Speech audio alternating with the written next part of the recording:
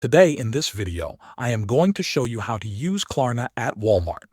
Start by going to Walmart either online, in the Walmart app, or by visiting a physical store. Add the items you want to buy to your cart and move to the checkout screen. When you reach the payment section, look for the option that says One Pay Later powered by Klarna. Choose this as your payment method to begin the application. Next, you will see the payment plan options available to you. Klarna will show you clear terms up front.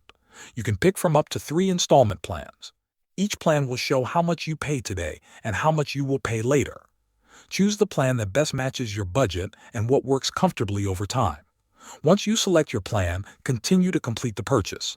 If you are shopping in store, you may need to confirm through the OnePay or Klarna app on your phone.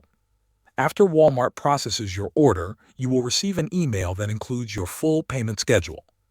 This email will show your due dates and amounts, so you always know what to expect.